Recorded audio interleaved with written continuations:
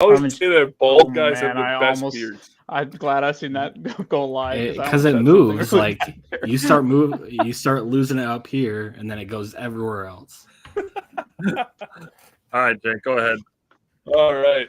Well, welcome back to another episode of Wisco Fanatics Packer Party Friday. We got Simon and Brian with us, Tyler and myself as always. So I wanted to start the show by asking how your Christmases were. So Simon, I'll start with you, buddy. How was your Christmas? It was pretty uneventful.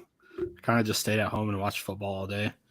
It's just me, so living the dream, man. I was gonna go to El Paso because that's where my girlfriend's from, but I kind of had to have the work phone this week, so I wasn't able to leave the area. So I just kind of chilled out here. Well, you got to watch football, so I don't feel that bad for you. No, I don't. Brian, how was your Christmas, buddy? Oh man, you rich great. Son of a bitch. Shut so we had the kids open up all the presents on Christmas Eve so I could help set them all up because I got my Christmas present on Christmas when I watching the Packers win, so that was great. And then just hanging out with the kids, cooked food, had good leftovers on Christmas Day, so that's pretty good. It was a great Christmas. How about you? Oh man, so my girlfriend was supposed to work.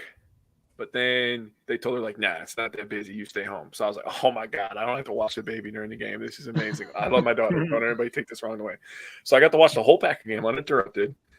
Fantastic game. Fantastic win. We're going to get into it. All the P's and Q's, X's, O's, whatever the hell you want to call them, right? So then they had to go to another Christmas. And I was like, oh, man, I got to stay home and watch an entire basketball game with nobody asking me a question. And I know that means nothing to nobody else, but I'm telling you right now, that was the greatest Christmas present I received in a long goddamn time. So it sucks that the Bucs lost, but I got to watch an entire game when nobody asked me questions. So Tyler, you can tell me your Christmas when you get up to speed here, but we're gonna start with this real quick. I'm ready. Jamal wants to get bodied in this question, apparently. Okay, Tyler, so tell me how your Christmas was, then we'll get into the question here. It was good. Being with family and first at home and then going to visit my dad's side of the family and then back at home with just the wife and myself and the girls. So that's usually how we keep it. So it's just the home family for the afternoon of Christmas. So it was good. Definitely good. Yeah, definitely. God, this fucking guy, man. Yeah, definitely good to just chill. I just want to know. Okay, Jamal, you have to elaborate on that. I'll elaborate because he made a post and it was like career wise, who's had the better career, Bakhtiari or Trent Williams? So, and my rationale, and I like Trent Williams. He's an elite player at his position. To the best during their time at Bakhtiari's had 2 first-team All-Pros and 2 second-team All-Pros. Okay. Trent Williams has had 1 apiece. How, in what way, shape, or form is that make Trent Williams better career-wise? And Trent Williams has also played 3 more seasons. And I was trying to look up games missed, and I want to say it's about even because Trent Williams kind of had he had some injury history in Washington. Mm-hmm. Too, and then didn't he sit out because he was kind of in and out, and this is Bakhtiari's only injury of his career. I got it. Trent Williams, year he missed last year plus part of this year, and then the appendectomy, which is kind of a one-off thing. Right. So I mean, Trent Williams in 2010 he played 14. 2011 he played 10. Then he had 2 16s, a 15. And then a 14, 12, 10, 13, 14, 15, 12. So he hasn't played a full season since 2013. I didn't know Jamal was a San Francisco fan. I was just going to say. Tell us some tackles on your team that are better. It was just just an argument we were having, and he deleted the post because he was getting ratioed because he put it up as a poll, and it wasn't even close. Honestly, they're both great players. I mean, it is what it is. Yeah, I love Trent Williams. I think he's a man, but and he's probably going to be All-Pro again this year. But career-wise, I have Bakhtiari by a little bit.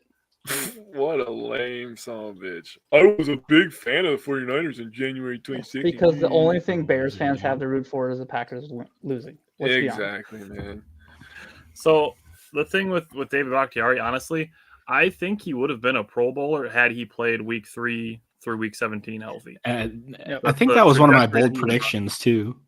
The stats honestly back it up. Like he was like the only tackle with over 200 pass blocking reps that haven't given up a quarterback pressure or a hit.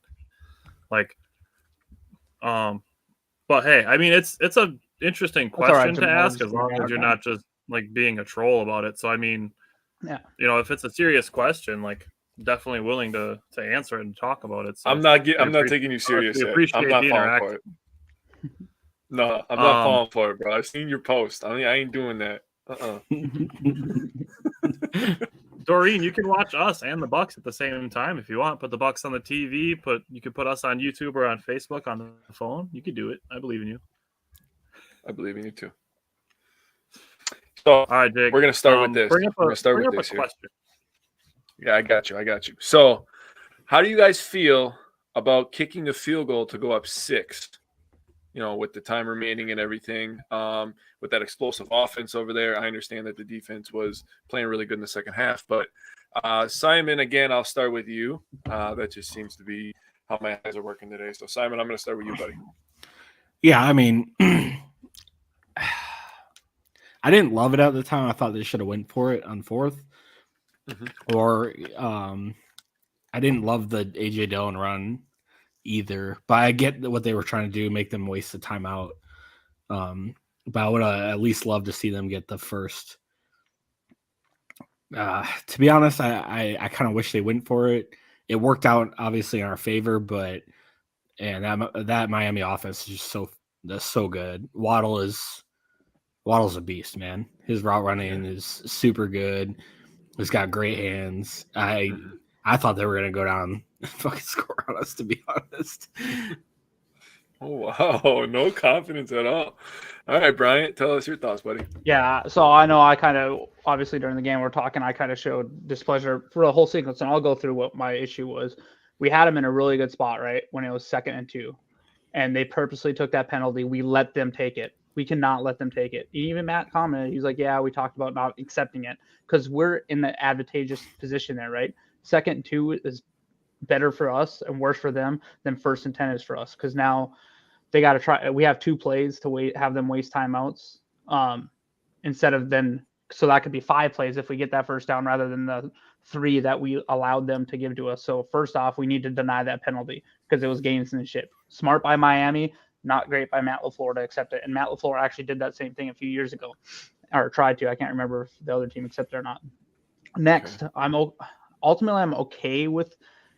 I didn't like it. I wanted to go for it, but if you're going to kick the field goal there, I think absolutely you cannot waste that time out there. I think you just push it back 5 yards. That was still going to be a really short field goal. Let Mason Crosby kick it. And I say that because Miami is so explosive that we might need at least that one timeout. So we wasted that timeout. Maybe I get it if they're trying to get them offsides, fine, but just take the 5-yard penalty there.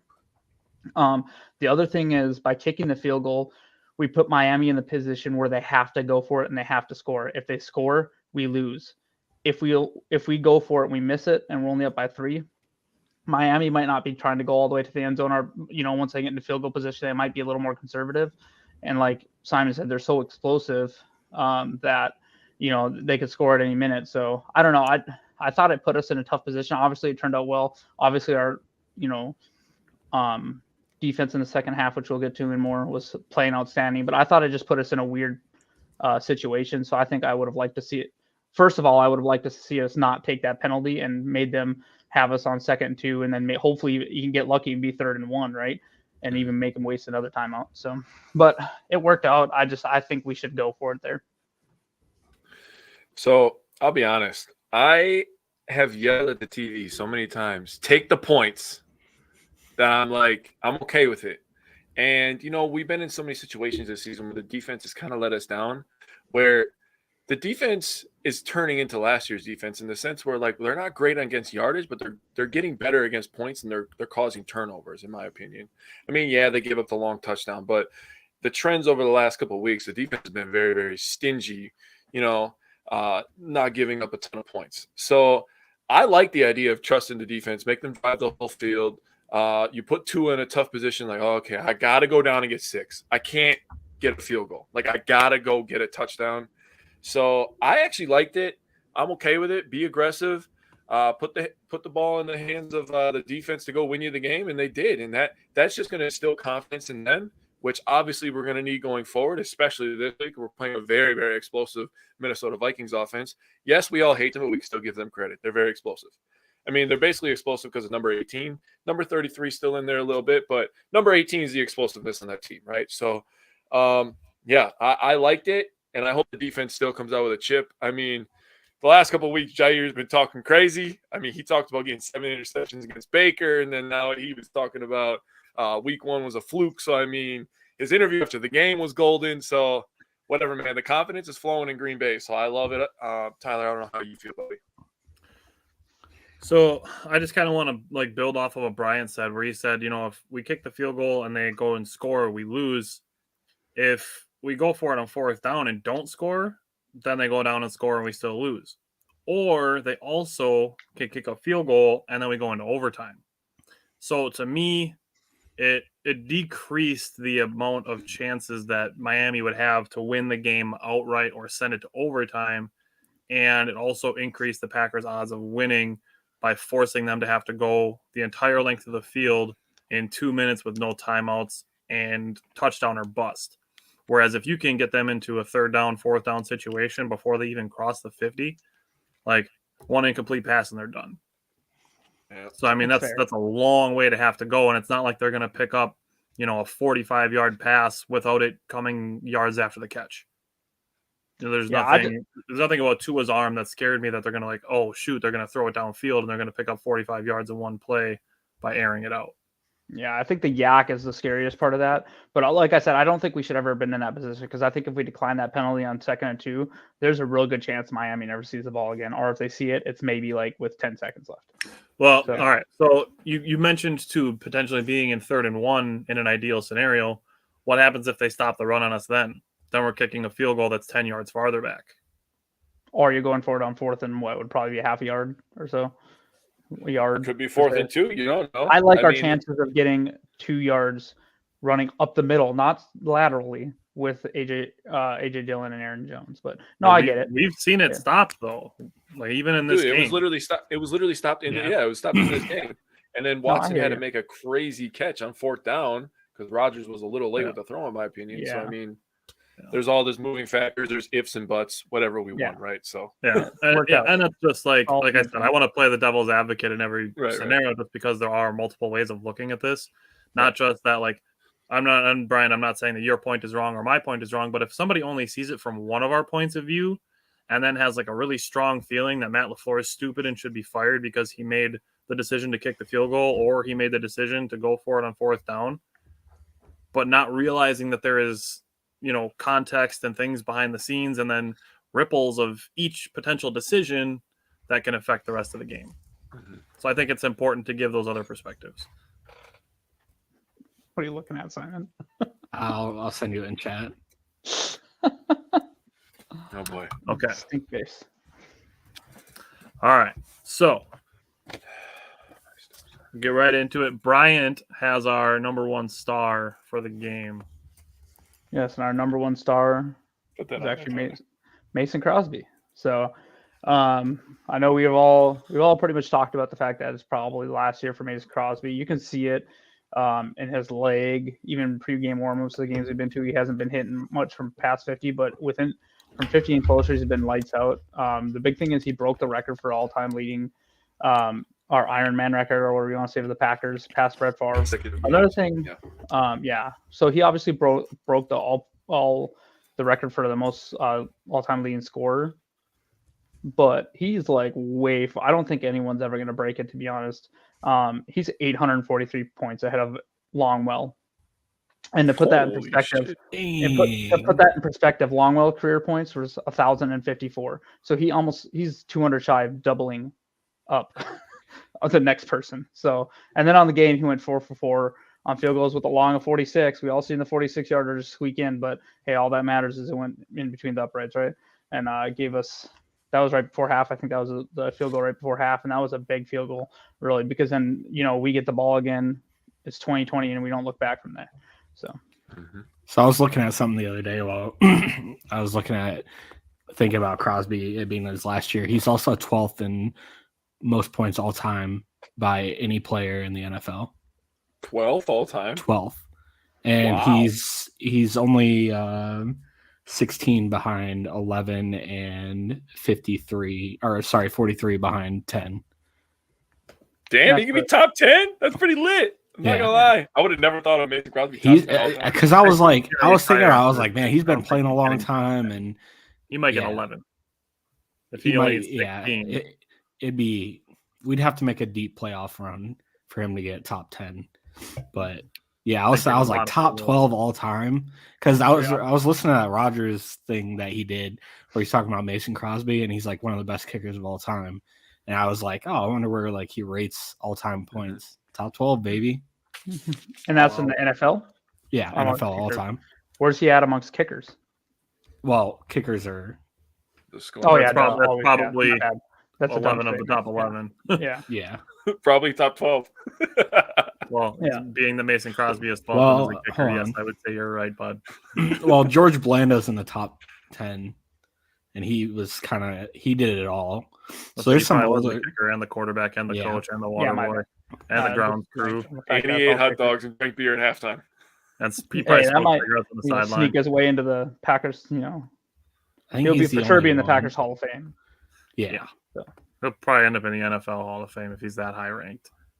The kickers never get. They don't put a lot of kickers in, but I'd love to see it. I think there's only one kicker in there, so trash. Yep. All right, number 2 star, we have Jarran Reed. Obviously, we know he forced the big fumble. That play will be discussed when we get there.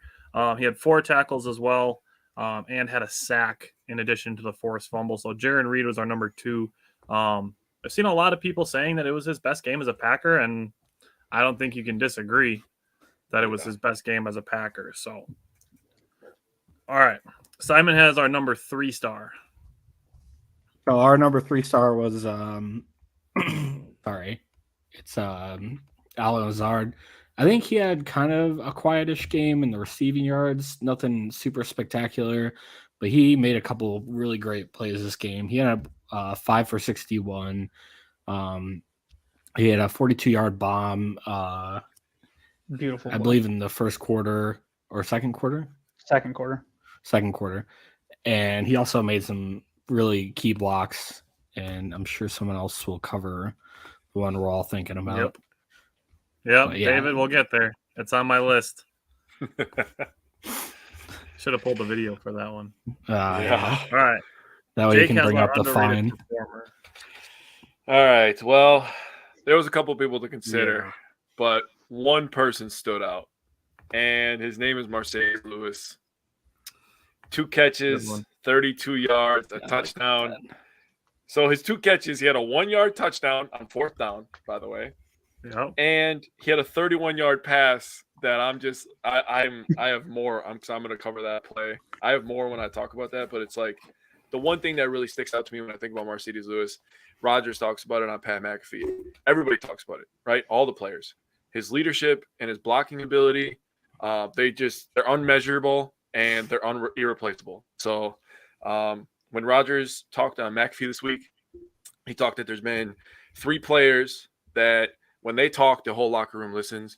He said Charles Woodson, he said Julius Peppers, and he said Marcedes Lewis. He said over the course of his career, those are the 3 people that whenever they talk in the locker room, everybody shuts the hell up and they listen. So for that reason alone, for his leadership, he had to be the UP.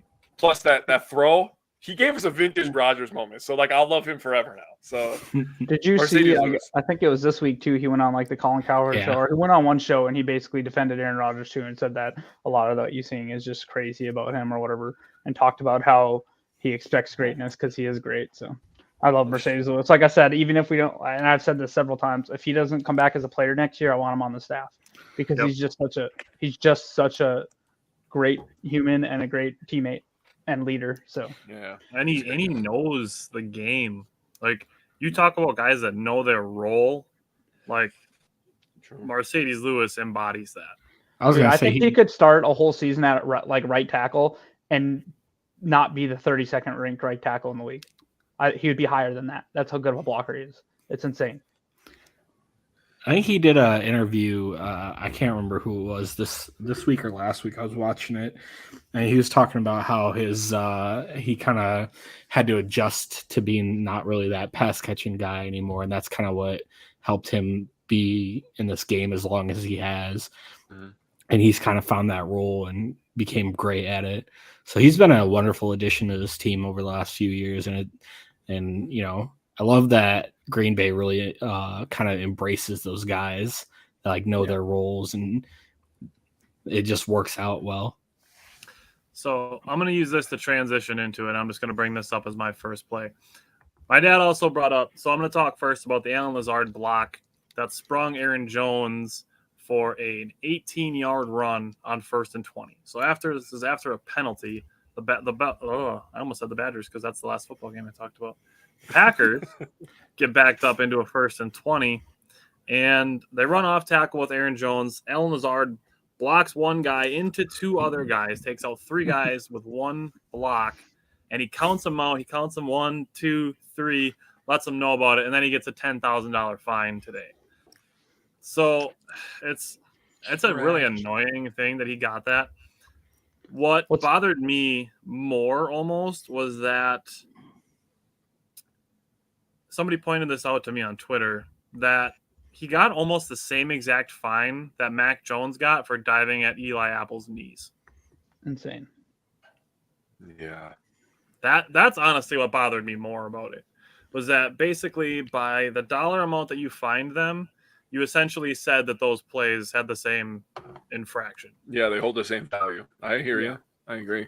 I could have swore that earlier in the year he had a block or a catch against that many receivers or defenders, and he counted it out like that before too. And I wonder if he got fined at that time. No, that was Watson. Christian Watson did it in the Cowboys game when he was counting his touchdowns. Yeah, but I swear I've seen a Lazard play too. It was just like a first down or something too. But I'd have to go back and look at it. But either way, that's soft as baby shit right there. Finding him, it's ridiculous. Soft.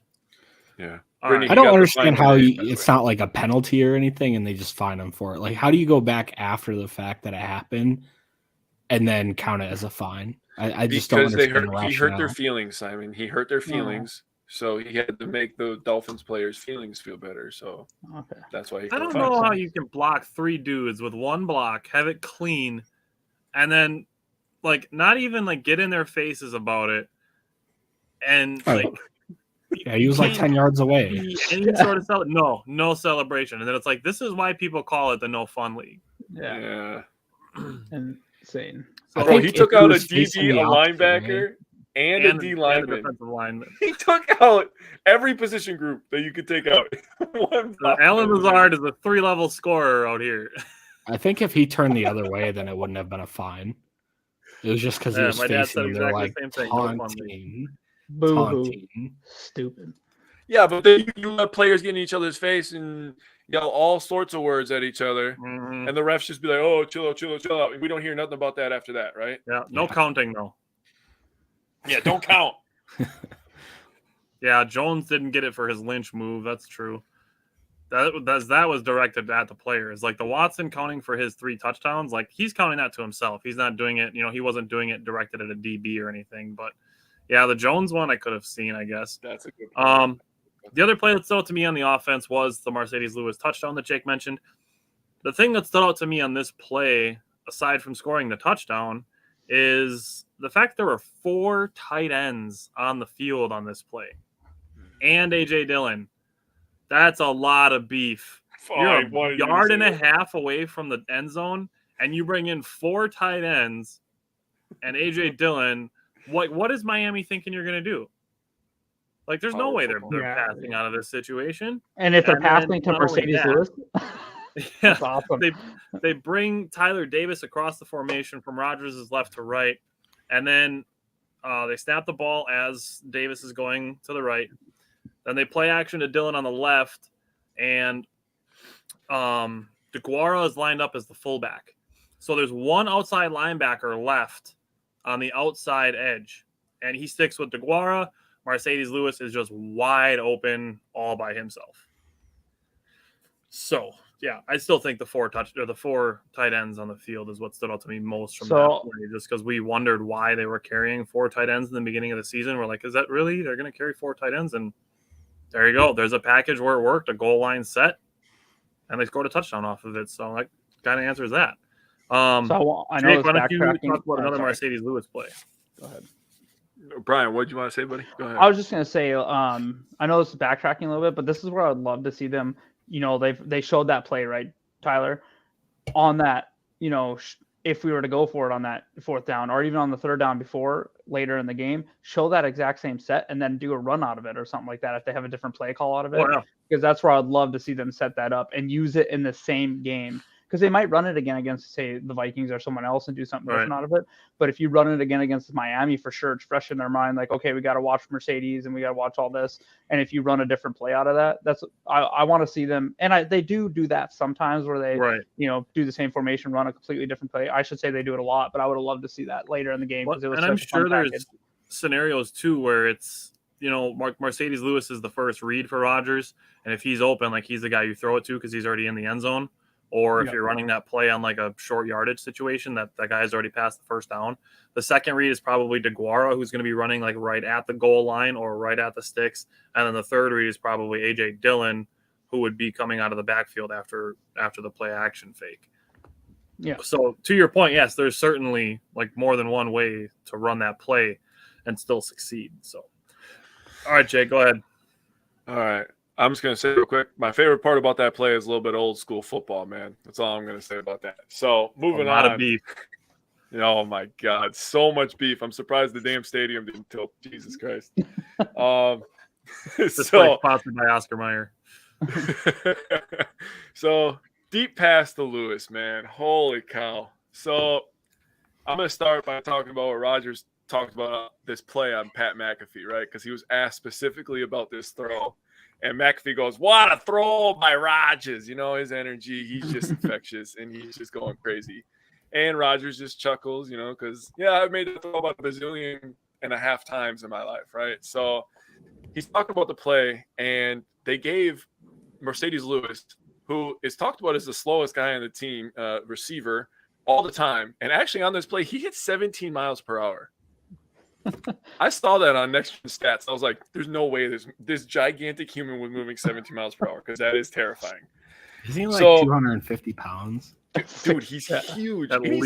He's huge and he's old. He's not supposed to be doing that. Okay? He's 275 pounds. I told you. I said at least 250. Bro. Look at that. So, that's moving at 17 miles per hour. Yikes. So, anyways, they give Lewis a wheel route on this play, right? And Rodgers he said, when you come up to the line and you know the play call, you're thinking about Mercedes, and you're like, he's an afterthought on this play. Like, he really is just supposed to be taking up space. Like, Rodgers he's not part of the progression list, Rodgers said. So I'm like, okay, this just makes it stupid at this point, right? So Rodgers said he goes through it, and Dubs is the option. He's got an in-out option, right? So Dubs is supposed to break out on this play, but he breaks in towards the coverage. So then Rodgers is like, so I just go into scramble mode, thinking like, what the hell, basically. So he tries to scramble. He sees Mercedes. He lofts it up there, and Mercedes makes, honestly, that was a great catch for a big fella too. But the throw, dude, are you kidding me? Holy crap, dude. This guy just never stops amazing me. Falling backwards, like no balance at all, just all arm, and just drops it right in the butt. Right here, man. And it's just like, are you shitting me, bro? You can't get enough of Aaron Rodgers, man. That guy is fucking amazing. And please stop bashing him, Packers fans. I'm just sick of it, okay? But the whole point of this play is Mercedes Lewis caught a 31-yard pass while being covered. I just want everybody to realize how amazing that is, and I don't want us to ever forget this play. I don't know that he's ran down the field 31 yards in a single play in his entire Packers tenure, and he did it on that one. He did, bro. Dude, What a throw. I can't get over that throw. I watched it. If you go on the views, right? I don't know the total views, but I'm telling you right now, I watched it at least 100 times. I'm not kidding. I'm not kidding. It's only like 9 seconds long, so it's very easy to watch. So my next one. 9 seconds is a long time, Jake. It's not that long. All right. Maybe for you. But anyways. Wow. That's funny. I'm sorry. You set me up, man. I had to. So the next thing I'm going to talk about is no calls on PI. And if you're a rival fan, you're about to tune into this and you're going to be like, oh, my God, a Packers fan's crying about calls. Listen, man. I only wanted to bring this up to show you that Packers don't get all the calls. And I know we won the game, but the point that I really wanted to make is like, how the hell does this happen 4 times and none of them get called? So here's the first one, right? You can clearly see 2 hands on the back of Allen Lazard. And this play was picked off, by the way. You see the ref looking, I don't even know. The ref is looking right at him, right? Or am I blind? Am I as blind as this ref? Right No, now? the ref is blind.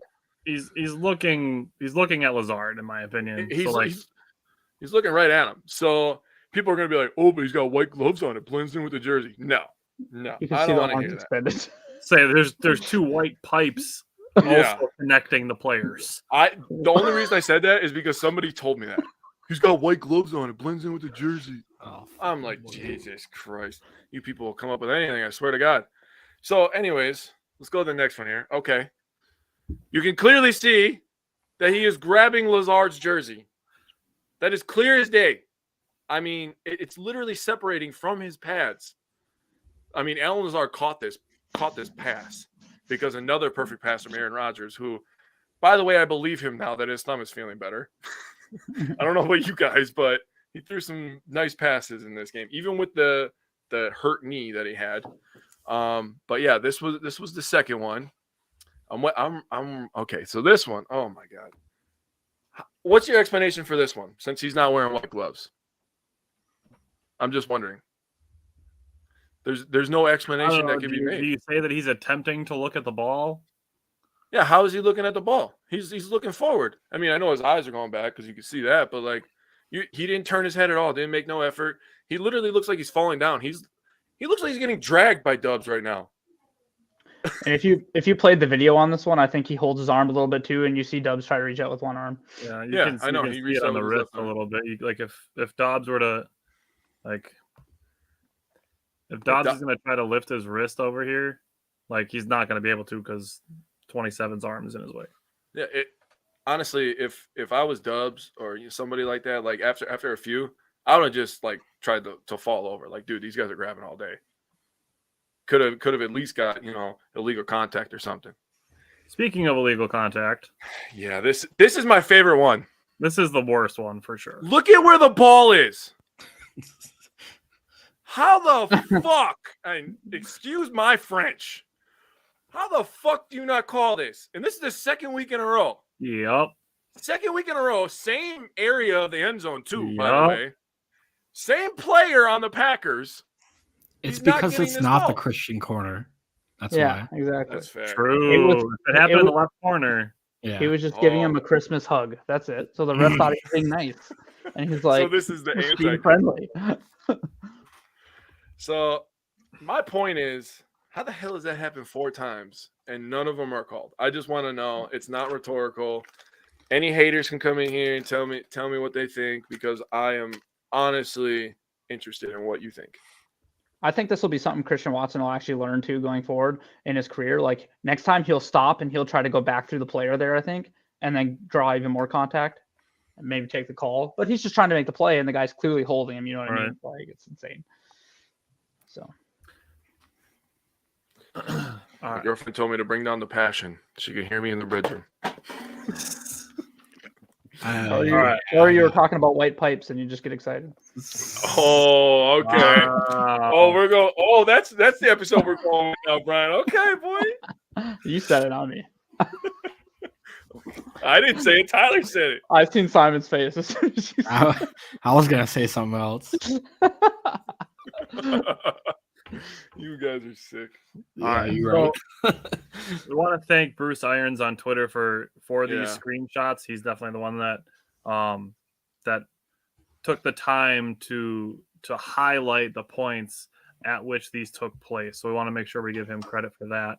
This one I took. So this is still on the offense, and there's questions of why Patrick Taylor is on the team. Just let this answer the question. I don't think anybody noticed that when we were watching the game, because I didn't notice it until I was rewatching this, that Patrick Taylor pancakes an outside linebacker before going to make a 17-yard reception on 3rd down and 9. And on the drive that we went to go tie the game. And this was one of the plays right before the Mercedes Lewis catch. Right before the Lewis catch, this play happened. We had to pick up a big 3rd down. What a freaking play by Taylor. Wow. That's actually kind of funny. They had Robert Tonyan screening wide open too. It's kind of funny to think of how many times he's been elevated from the practice squad and put back on the practice squad. And actually his last elevation. That was such a smart move by the Packers, though, to before once in the season earlier to sign him to the active roster and then cut him the next week and put him back on the practice squad, because it's kind of a loophole. They get 3 call-ups again after that. Yep. Right. So with Aaron Jones kind of banged up, it wouldn't surprise me if they just keep him on the active roster through the end of the year. And I remember the debate was a big debate in the preseason was who do they keep, him or Kylan Hill? And I definitely I can't remember what everyone said, but I knew Patrick Taylor was an effective runner and could catch the ball on his pass blocking. So I like having him on the team for sure. Good 3rd running back. And at this point, like we still have Tyler Goodson waiting in the wings too. So I mean, at that point, the Kylan Hill release was a bit of a surprise. Yeah. But it's not a big detriment to the team or anything like that. So Simon, what 2 plays stood out to you from the offense? So I had the 4th and 2 overthrow to Watson. And I think I know a lot of people are mad, and it's really easy to get upset when plays like this don't work, right? But the Packers had the look they wanted. Watson ran a pretty good route. He was wide open. Rodgers just overthrew him. And people get mad. It's like, oh, why didn't you just get the 1st down? I'll take this every single day, because I think more often than not, Rodgers is going to hit that. And what happened earlier in the year on 4th down and versus the Cowboys, Watson catches a TD. Mm-hmm. I will take this every single day of the year if the Packers get the right look, which they did. And I know Rodgers overthrew him, and it's disappointing, but I'll take that every single day of the year. Yep. Anyone have any objections? No, it's unfortunate it's unfortunate he missed the throw, because Watson had a hell of a first half before that injury. We can talk more about that throw. It's unfortunate Aaron threw that ball late and turned to Christian Watson around, but that's a whole lot of what if games. But Watson had a hell of a first half before he got hurt. Like, he's becoming a very, very, he's already a super dangerous weapon for us. That changes our offense. So, hey, you know what? It was unfortunate he slipped too near the goal line. I can't remember what quarter it was in when he caught that ball. Was it the 1st quarter? I thought so. Yeah. He slipped on like the 2-yard line, and he was wide open. He probably would have, if he caught that in stride and didn't slip, I think he was just going to crush the cornerback into the end zone. I also think those are probably the only 2 bad throws Aaron Rodgers had all game, because that throw to Watson in the flat, he turned Watson had to do like a 360 to try to catch it. It's unfortunate. I'd love to see him get in the end zone, because I want to see him. Hopefully he plays this week. So, yeah. We'll get into the injury report in a little bit, but I would just say keep things like that in perspective. Yeah, good point. When we're talking about like 3rd and 4th down, for getting a 1st down. Last, I got Dobbs in the 4th quarter, and he made this really good snag on the right side of the field. He kind of ran across the route, he ran like kind of this route where he went inside against Xavier Howard, and Howard like held him as he was breaking out, and then he still ran the route and made an amazing snag where it kind of looked like it was almost out of his reach.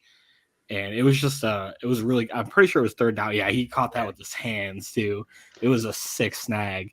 But it's really good to see these rookies just making plays game after game. And I mean, they're gonna make their rookie mistakes and stuff, right? But like I said, it's just a sweet snag. And I think he's gonna become a really good route runner. And I mean, he already kind of is, but yeah. Aaron Rodgers talks about all the time how much he loves that Romeo Dobbs catches the ball with his hands. So he hates his rookies, though, you know. Yeah, and he talked this week and said that Dobbs is already a really crisp route runner. Yep. My favorite part of that play, like you talked about, is we're gonna have to give Romeo Dobbs some snaps as a pass rusher because goddamn, what a hell of a move to break through that. That's all I gotta say. He broke through his entire arm and said, "Get the hell off me! I gotta go get a first down real quick." I mean, that was a crazy move that he did, and that's against Xavier Howard. That's not a slouch. That's like an all-pro corner. So, and you saw after the play was done, Rodgers was like holding. Yeah. He held the fuck out of him. Yeah, he did. He did. Hey, Packers get all the calls though. Yeah, Yep. That was a huge play too. Can't say that. Mm-hmm. All right, Brian, what 2 plays stood out to you on offense? So one of them is offense, and then the other one is special teams, but and an offensive drive. So I'll talk about the special teams one first. The start of the game, Nixon obviously with a huge return, absolutely huge return that like put us instantly into scoring position, right? After we gave up points to Miami to start the game. So it's a huge return. Hopefully Nixon can get back to. We'll talk about that during the injury report and my thoughts on that. Unfortunately, the Packers just couldn't punch it in for 6. This has been plaguing us. It definitely plagued us this game. The one play that kills me on that drive is Aaron Rodgers. He cannot take a 13-yard sack there on second and goal from the 5-yard line. We had a nice run to Aaron Jones for 4 yards from the 9 to the 5, and then just to take that sack instantly puts you in 3rd and goal from the 18th. You're not making that play, right? You're not very likely you're getting in the end zone there unless they would actually call a flag for holding or something like that. So that'd be weird. Yeah, right. With that play specifically, like there's a lot of this. Like the thing we hear about Aaron Rodgers all the time is, I wish he was more like Brett Favre, and I wish he'd just air it out.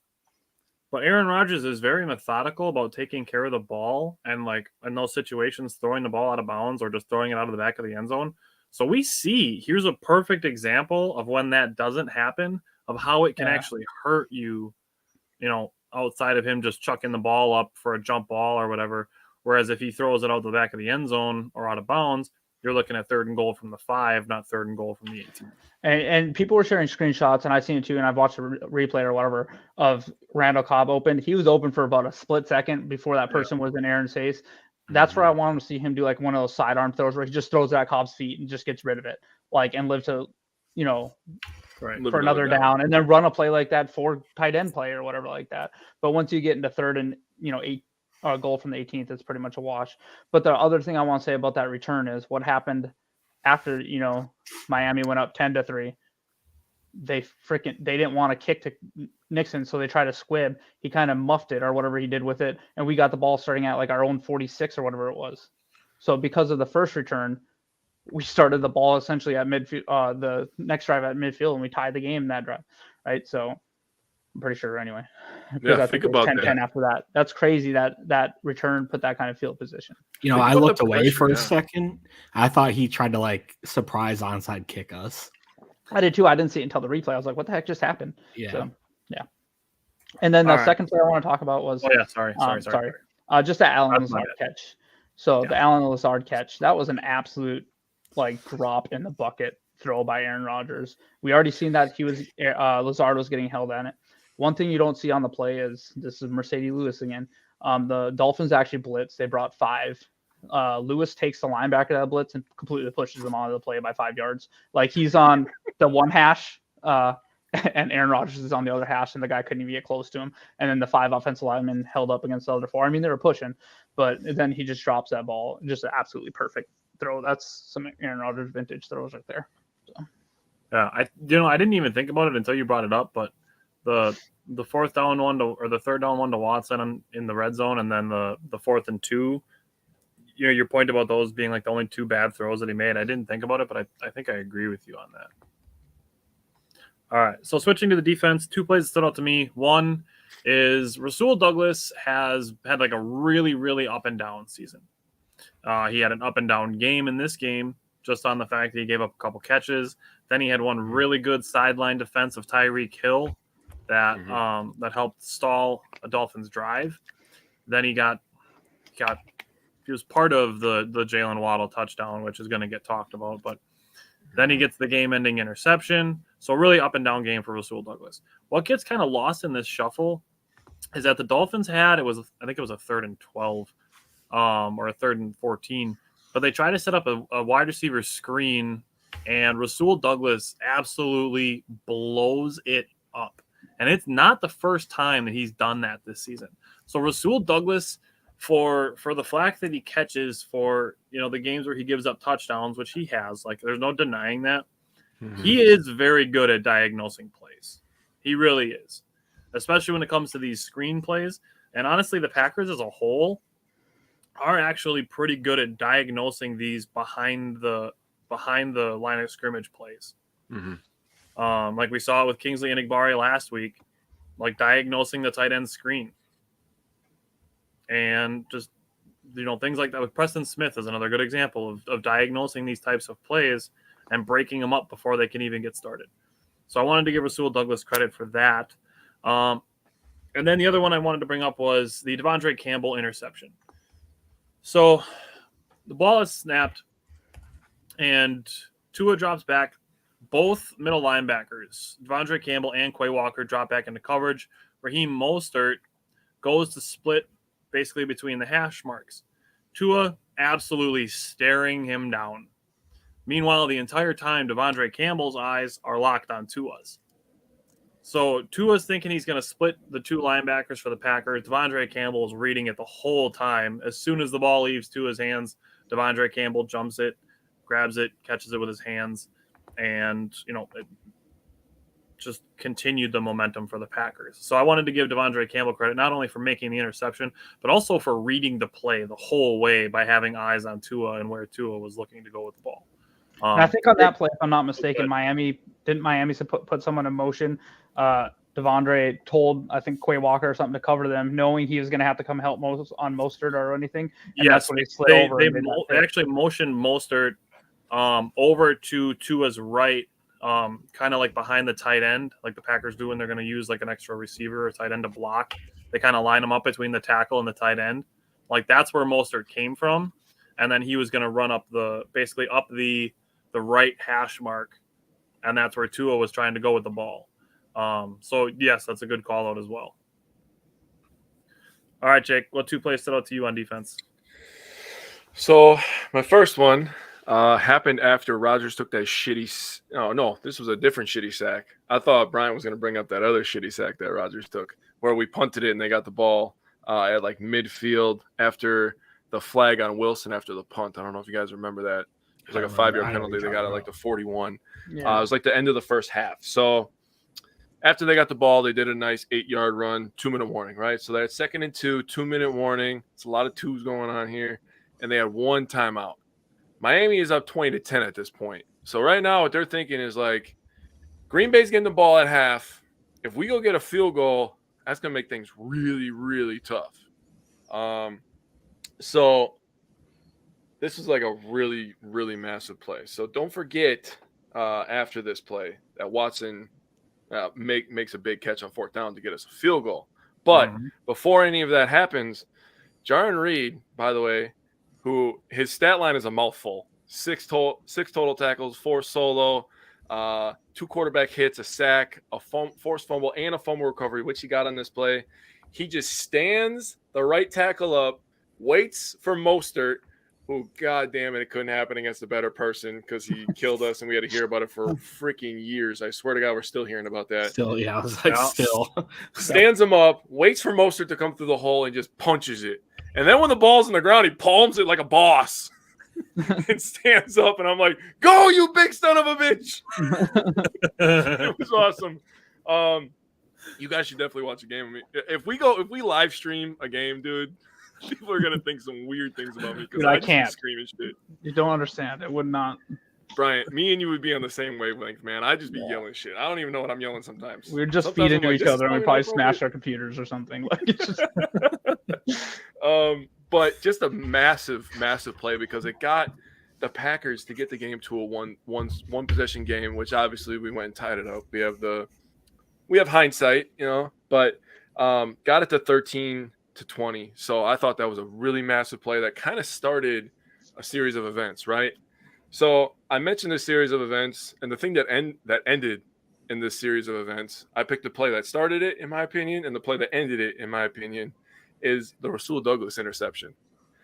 And there was a play earlier that kind of ran the same concept where they had Gesicki run up the sideline and they had Hill come underneath. You're just using Hill's speed as like a fear factor, kind of, right? So Gesicki breaks up, and it looks like Douglas is in man coverage. And Douglas, recognizing the play, this is the reason that they had to kick this man out of the Packers facility, because he just watches so much damn film. So because of that, he reads the play, drops back off of Tyreek Hill, and just snatches that thing out of midair. And I'm like, that was absolute mastery. Like that was diagnosis. Like I said, that was a fucking bait job, dude. I was like, dude, I was definitely controlling him on Madden when I did that shit because that shit was too beautiful, man. finding stuff. Dude, I had to, dude. I'm GOAT. So I just wanted to say that was a crazy play. But yeah, that was crazy. I thought people were like not giving credit to the Packers defense because of Tua's concussion problems, but it's like the Packers have been forcing turnovers for the last couple of weeks, so I don't know why they couldn't make this play in the first place. Also, they said he displayed no symptoms during the second half. Yeah, I know. I saw that. So he didn't display any until the day after. So he had like a post game interview too, and he was explaining what happened on every single one. I'm not like a doctor or anything, but I've seen people that are concussed. No, surprisingly, no. But I've seen people that are concussed, and he knew exactly what he was talking about. It just didn't seem like he was concussed. So it was very surprising. The next day, they were like, "Oh yeah, he's in concussion protocol," and I was like, "What the hell?" I really hope he's okay on a real. I do too. Just people. I'm not trying to make fun of it or anything. Yeah, this could be the end of his career, to be honest. If I think his family, people around him, might be asking him to stop. I think at least you shut him down for this season. Oh, and 100%. Wayne Larrivee talked about this on Tuesday morning because he goes on 101, which is a Green Bay radio station, and he talks around 7:15 to 7:30 after the games. And because this was a Sunday game and Monday was kind of the day after, they let him come on Tuesday. So when I was driving to work, he talked about it, and he said it's a joke that people aren't giving the Packers defense credit, talking and giving the excuse of a concussion. It's like Tua is, a turnover-prone person. I mean, I called it. I talked about the interceptions last week. I had to pat myself on the back. I talked about how he didn't have any interceptions at home. And I'll tell you this. I did bring up that he throws interceptions when he's behind. And guess what? He ended up behind in the second half. And what did he do? He tried to force the ball. So, I mean, trends are trends for a reason. So that's all I'm going to say about that. And when Wayne Larrivee's calling it out, and he says he's not joking about the concussions either, because it's not a joke. That's somebody's life. That's a human. Yep. He's like, that's a joke. You don't want to give credit to the Packers. That's how much you hate the Packers. You don't want to give them credit. That's a joke in itself too. The other thing with that. So the other thing I want to bring up with that is that people, it's okay to adjust your expectations and opinions in light of new evidence. Yeah, I agree. And honestly, that's what you should do. You shouldn't for example, we're playing the Vikings this week. And the Vikings are all like, "Oh, we beat you in week 1." That was 15 weeks ago. I'll tell you what happened. What happened more recently? We beat the Cowboys, right? How'd they do against the Cowboys? But they don't want to talk about that. So back to my adjusting expectations thing. Neither of these teams are the same as they were. We've seen 2 rookie wide receiver breakouts. We have several players that are not available that were available in that game, as do the Vikings, which we'll get into in the injury report. But you can adjust your expectations and your opinions in light of new evidence. Jake's going to talk about it in the preview. like there's 3 solid weeks in a row now where we have evidence that the Packers defense is better than people are giving it credit for because they're still judging the Packers from the 5-game losing streak. Now they're on a 3-game winning streak. It's time to adjust your opinions. And it's not, you're not flip-flopping on something because you have new evidence. You have more evidence of things that are happening. So you can adjust your opinions accordingly. So sorry to cut you off, Jake, but if you have anything else. No, you're good to go, man. That's all I had, man. I wanted to bring up Wayne Larrivee because he's a respected Packer personality. Yeah. All right, Simon, what 2 plays stood out to you on defense?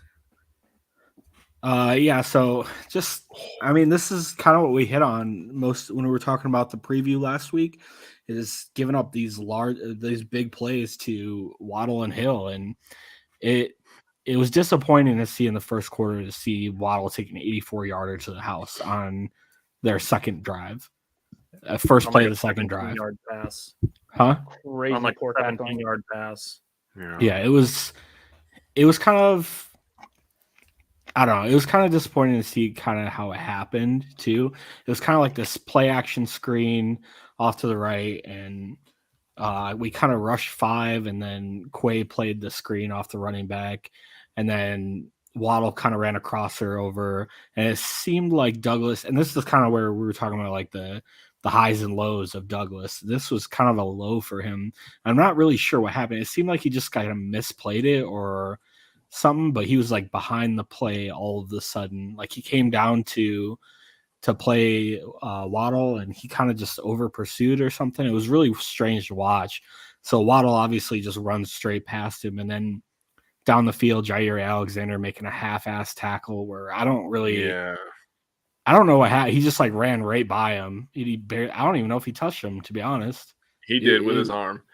If nothing else, he has to take out Hill. That's all I'm going to say about that, if nothing else.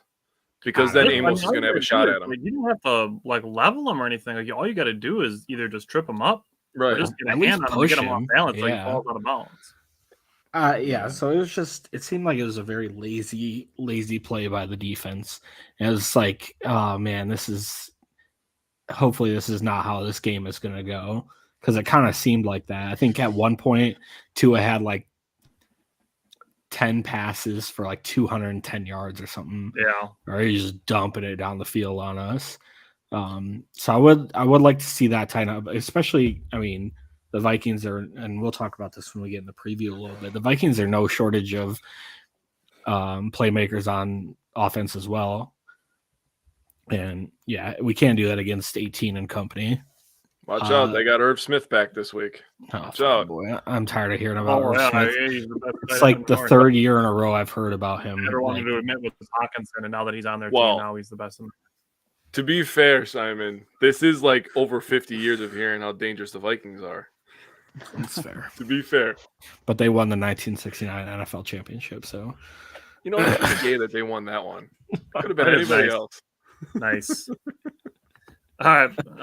What else stood out to you, Simon? And then Preston Smith strip sack in the second quarter, 5:50 on the clock. He puts on a 6-spin move on the right tackle, and he gets on Tua. And it looked like he was just going to bring him down. And all of a sudden, he just kind of just grabbed at the ball and rushed. We didn't get the fumble recovery, but man, Preston Smith's playing some really good ball lately, and he's becoming one of my favorite players to watch on the defense lately.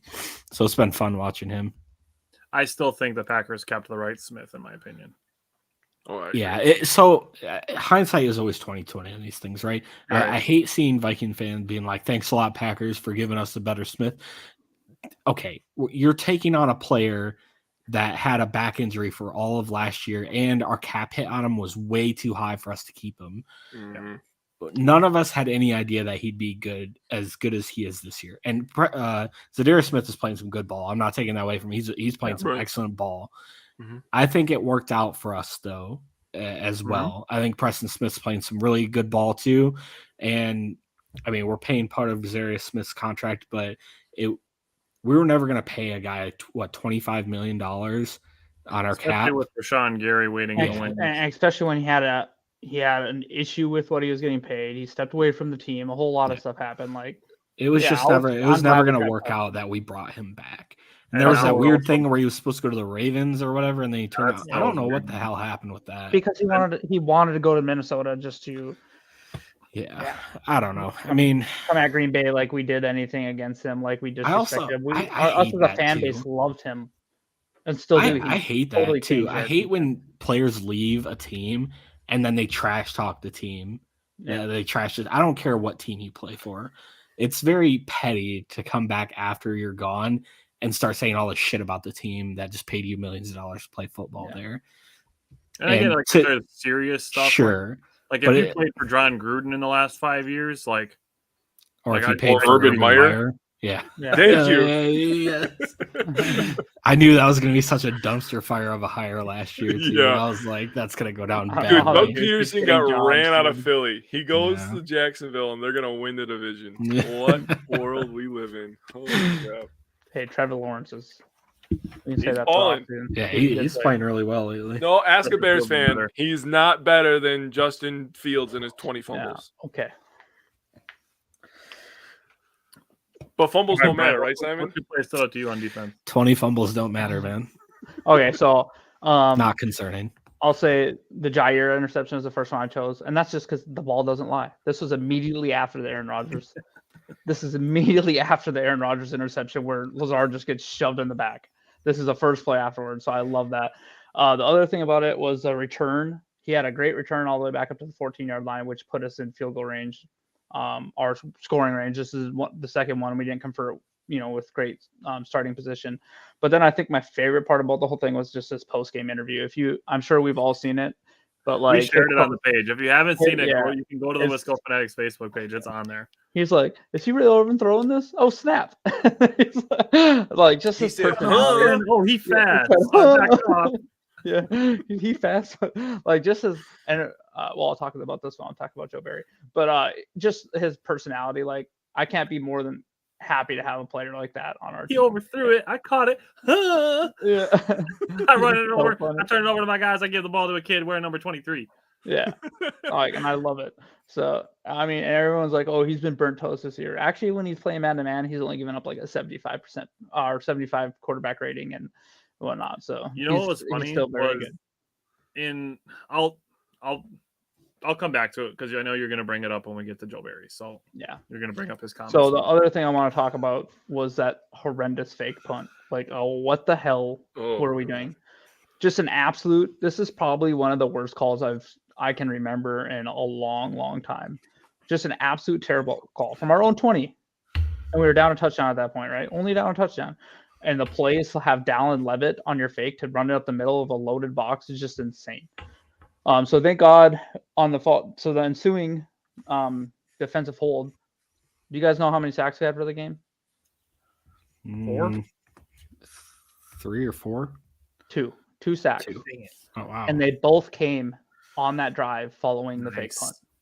So the Miami had a hold, and then Jaron Reed got a sack. They still got a freaking first down on a long third down play. But then Preston Smith had that strip sack fumble to cost them 10 yards or whatever. So they got the 3 points, but that ultimately, led to us getting to 20-13 instead of 24-13 at halftime. And then, like I said, we're 20-13. Then it's 20-20 before Miami sees the ball again, and then we go up from there, and that's the end of it. So that was just a huge defensive hold, and after a fake punt from our own 20.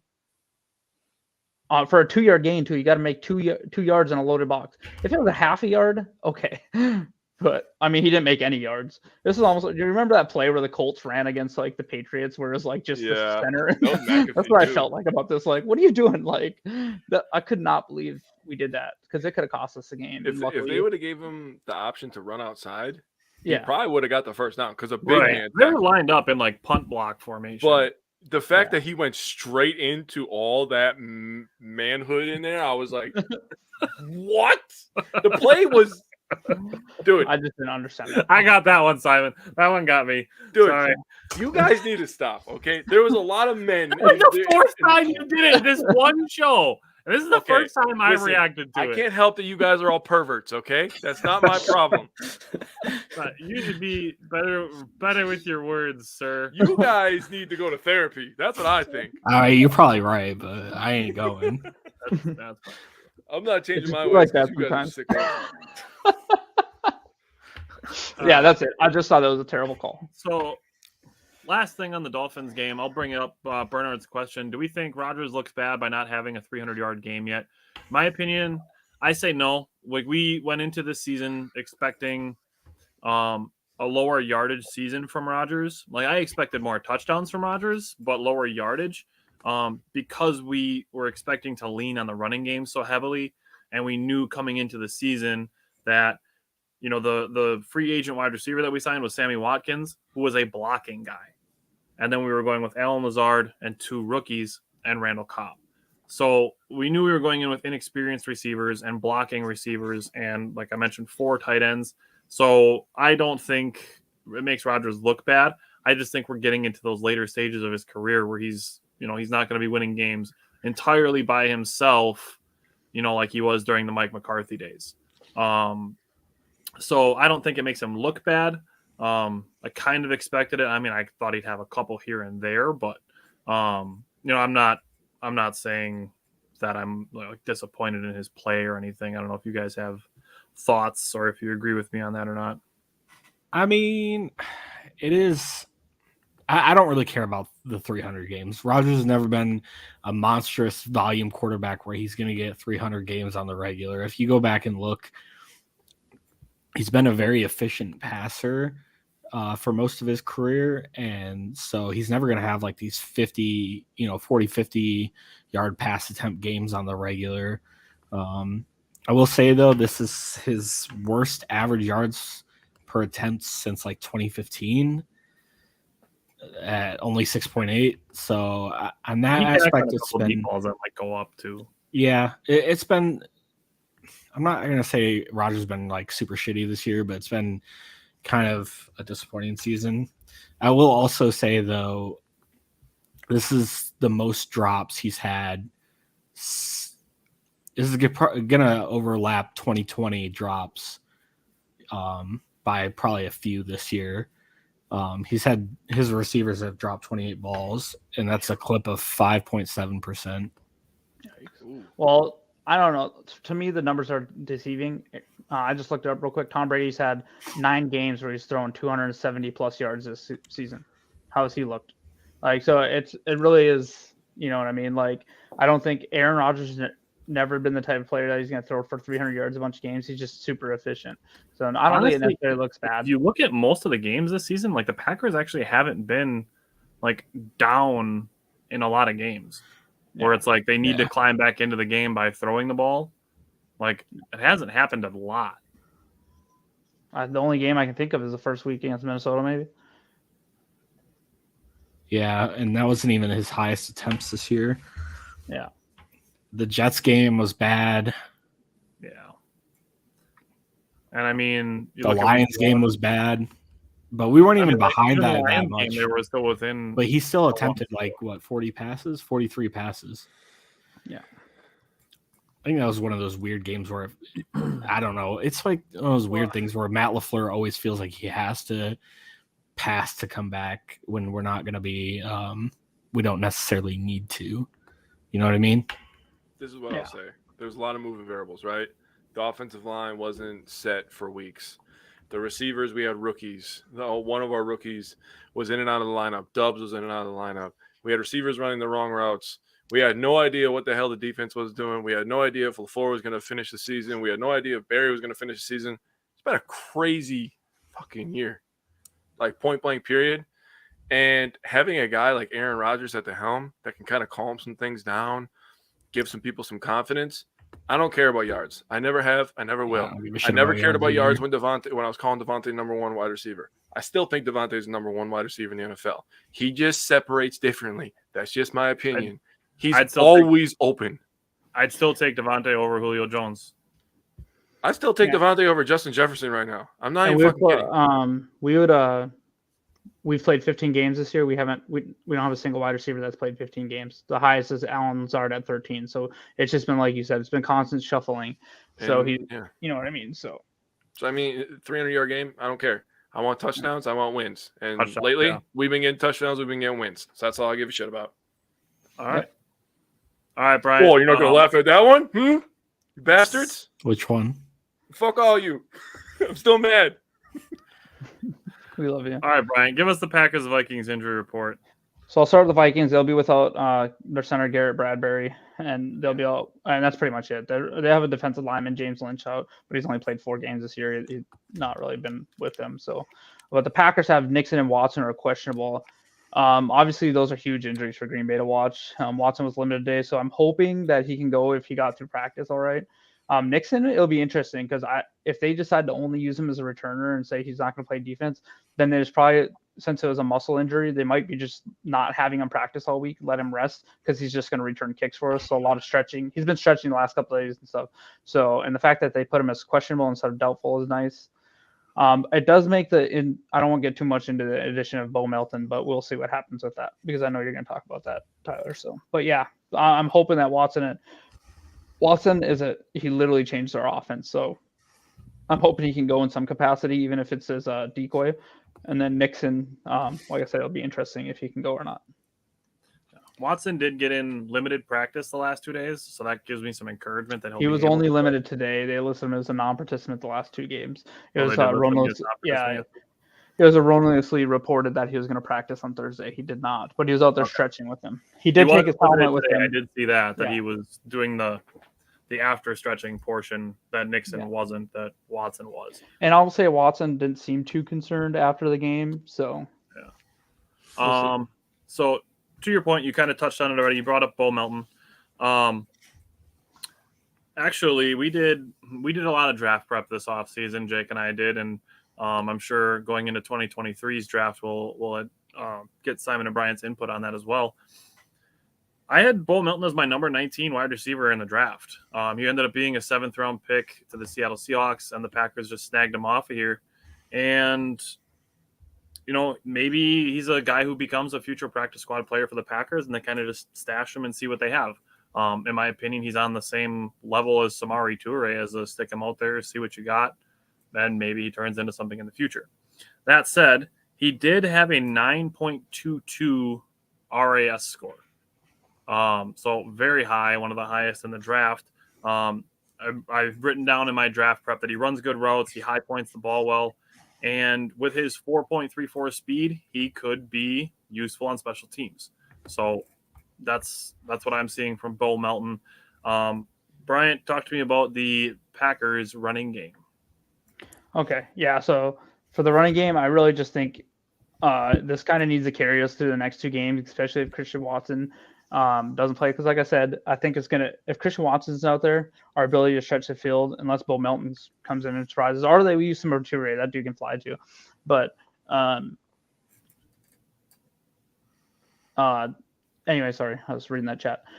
So the running game, I think, needs to carry us. So the next 2 teams we play are the Lions and the Vikings. They're both bottom half of the league in stopping the run.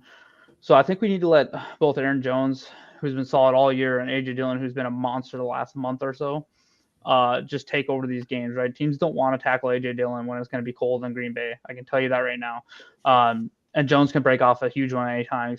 So if Watson is unable to go and, I feel like it kind of compresses our offense, our playbook, I think that I hate you guys. Anyways, so so I think it'll compress our playbook some. So I think that's where we just let Aaron Jones, who's historically done very well against the Vikings, and I know he's been a little bit banged up. He keeps getting banged up, but him and A.J. Dillon, if they can get 15 carries apiece or 10, 12, 15 carries apiece each of these next 2 games, it'll be great. Obviously, we have to win this one, so the last one matters, because if the last one doesn't matter, we'll see some change ups, but we got to get through this one. And I think we need to let A.J. Dillon and Aaron Jones be a huge part of our game plan this week. And I want to throw in Patrick Taylor. We showed the clip of him making that block and then getting a huge catch on 3rd and 9. Aaron Jones, he had, I think, 8 touches against the Dolphins, And it wasn't because, Matt LaFleur is ignoring the running game. Like Aaron Jones, they said, has been limited in practice the entire season. They just haven't put him on. Screaming about that, and then it comes out that he was injured. And we saw it in some games. And now, so I want to throw in, we're talking about the running game. I want to throw in Patrick Taylor because he might not play, he's not going to play 20% of snaps or anything, but he could play 5 to 7 snaps and get 3 to 5 touches. So we just want to make sure that he maximizes those as well. So I want to bring up Robert's comment as well. He said our offensive line looks much different this time around compared to week 1. Will help tremendously. That's a really, really good point as well. We didn't have Bakhtiari, didn't have Elton Jenkins, and we really didn't even have the breakout of Zach Tom. Okay. Yeah. And, I don't think Zach Tom's playing this week because Yosh Nijman is off the injury report. But we're still looking at our best alignment of offensive linemen all healthy for this game. And honestly, I want to give David Bakhtiari credit for playing 3 weeks after having an appendectomy. That's warrior type stuff. That's we talked with Mike Spofford 2 weeks ago. He said that's a 1 month recovery time. And Bakhtiari is coming back to play an NFL football game after 3 weeks. Not even going to say it. Say what? About drinking beer. I was going to make a drinking beer comment. It's a good point about the offensive line being coming back. I wouldn't mind seeing Dallin Levitt get a few more carries too. All right. Simon, talk about the red zone offense.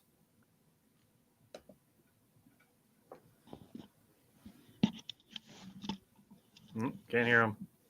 Can't hear you, Simon. Me? No, I can't hear Simon. Well, he's fired.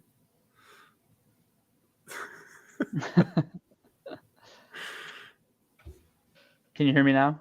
Nope, good. We just see your stupid face, Simon. No, you're not muted either. I checked. No, we can't hear you for real. All right. Well, let's do some matchups. For me, the Packers' offensive matchups, it's more to me about the pass catchers. It's not so much I'm looking at one specifically. If we're looking at Romeo Doubs getting healthier, Christian Watson potentially questionable, potentially missing the game, we're going to need to spread Minnesota's defense out, so we're going to have to figure out a way to do that. So for me, I'm really, really going to be watching Romeo Doubs, whose snap counts have been increasing the last couple of weeks. Simon, are you back now? Or I don't know. Can you hear me? Oh, there you go. Okay. Talk about the I don't know what offense. happened. I adjusted my mic and I must have disconnected. Yeah, you're fired anyways. That's fine. Wouldn't be the first time. So, I kind of hit on it last week a little bit. I said it won't be the last. Oh, no, definitely not. I hit on it last week, but I want to hit on it again this week because it was kind of frustrating watching our red zone offense go to work again. So we had 4 red zone trips, came away with 2 touchdowns and 2 field goals, but it was kind of disappointing to see how they operated too. So including penalties in the red zone when we got there, 4 plays, -4 yards after the Nixon return to start off the game, kick a field goal. Then we went 7 plays, 17 yards, and then we took a 4th down. It took a 4th down to get that touchdown to Lewis. Then we got to the Miami 7 off a 31-yard pass to Mercedes Lewis. And then A.J. Dillon had the 2 carries for 7 yards and a touchdown. And then in the Miami 14, after the Jair interception, 5 plays, 4 yards, and a field goal. And then we went down to the Miami 15 after an encroachment play on first and at their 20, and then went 3 plays and 9 yards for a field goal. And that's including penalties and stuff. But it's very aggravating to see an offense it seemed like we were moving the ball pretty well for the most part, up and down the field. And it felt like that game could have been like 40-20, We've had a lot of games like that too. It felt like that against the Rams. So I do think this is something we really need to. I agree with you. This is something we really need to work on the next 2 weeks. And you'll see that might give victory, honestly, because not converting in the red zone is every team we beat from here on out is a playoff game. If we're gonna, one of the things we talked about last week was we cannot make simple mistakes and against Miami because they're not the Rams. we still made some of those mistakes and we ended up winning. So that was just a really good performance in the second half. But going forward, we definitely don't want to do it against the Vikings. 24th in the NFL in red zone efficiency. Packers are 24th in the NFL in red zone percentage on the season. It's like 50. Over the last 3 games, they are still bad. 19th. So still bad. It's not middle of the pack, back end, middle of the pack. So it's just something I'd like to see them perform better at. Chris Lewis is the key to victory. So. All right, Simon, what's your matchup here? Wow, okay, I guess we're going to skip the other crap. Okay, cool. So I'm going our tackles now that Josh Nijman is back healthy and Dave Bakhtiari is off the injury report, both of them off the injury report, versus Zadarius Smith and Danielle Hunter. So combined, they have 142 pressures and 22 sacks on the year. And they're basically they're going to be the ones that get sacks if they do. So something's going to give, and Bakhtiari's had a wonderful year when he's played. And so I'm really looking forward to see, because Zadarius Smith kind of owned us week 1. He had his way against Nijman. So Bakhtiari's health, I think, will play a huge factor in this game and helping neutralize Zadarius Smith. Yeah, absolutely. All right, Bryant, what's the matchup you're watching on offense? Kind of same as you. I'm watching Alan Lazard and Romeo Doubs versus secondary, but I think the reason I put that down is because I think it could be like a possession type receiver game, especially if Watson doesn't play. We might not see as many shots down the field, but I do think we could see the Packers hold the ball through the running game and the short passing game. So I'm definitely watching, because those are, Watson is his speed, but Lazard and Doubs are definitely the more polished route runners. So I could see a lot of slants and short passing game to those two. And you can throw Randall Cobb in that conversation too. So I think that's what I'm watching is their secondary, because the Vikings secondary. So the Vikings are giving up the league leading worst 281 yards per game passing, second worst average at 7.9. They've given up 21 touchdowns. They do have 13 interceptions. But they're also, they're in the bottom half of the league as well in rushing at 4.4 yards per carry and 15 touchdowns. So they do have 36 sacks on the season. So that's middle of the pack. Like you said, Simon, it's only, Zadarius Smith and Neil Hunter. After that, it drops off quite a bit. I know we can't say much because, we haven't had the production as much either. But I do think this could be the type of game where we just want to possess the ball a lot. We want to give it to our running backs a lot, and then that short passing game.